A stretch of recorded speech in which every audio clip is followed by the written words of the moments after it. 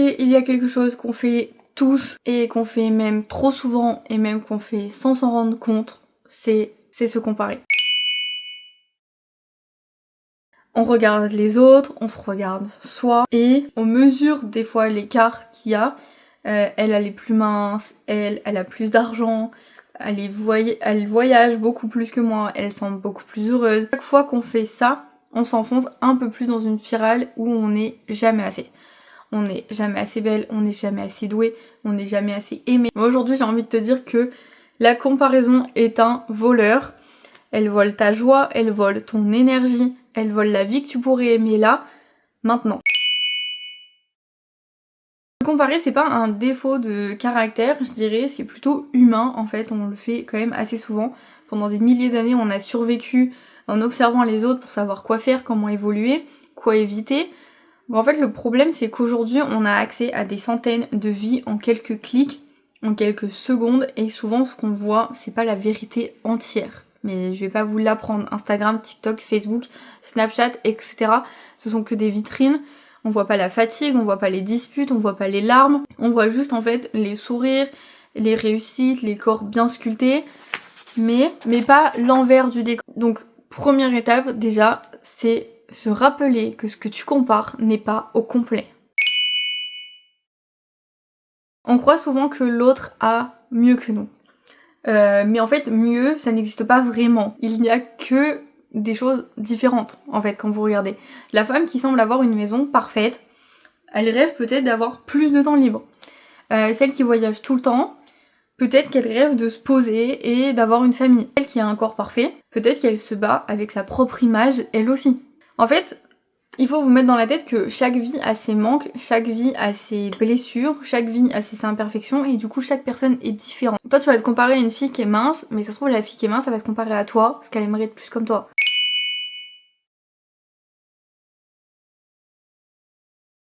Quand tu te compares en fait tu oublies une chose essentielle, tu n'es pas en compétition.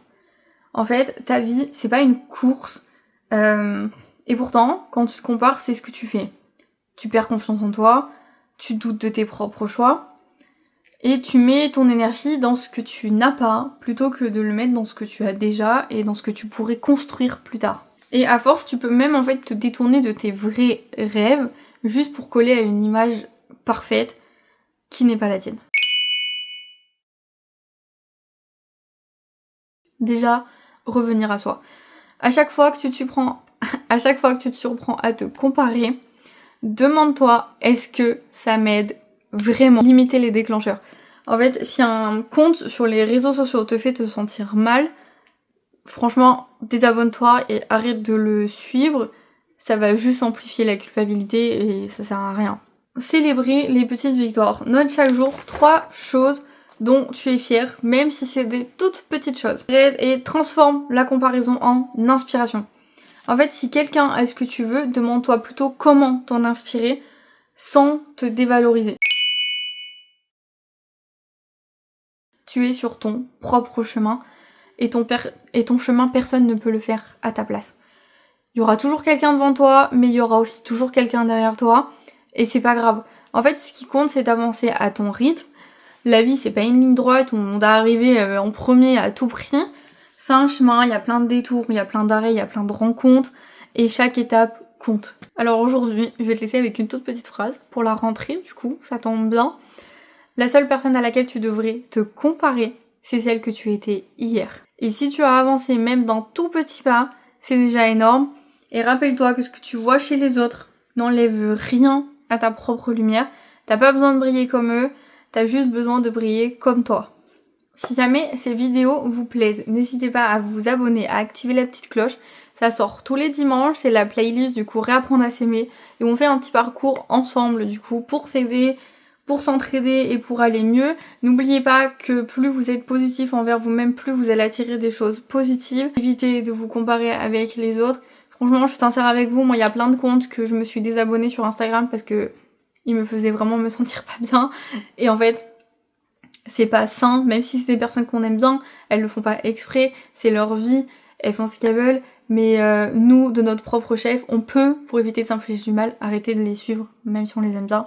Je vous dis pas à la semaine prochaine pour une nouvelle vidéo, je suis désolée, mais si vous allez voir, je vous annonce quelque chose pour le mois de septembre, une petite surprise pour vous.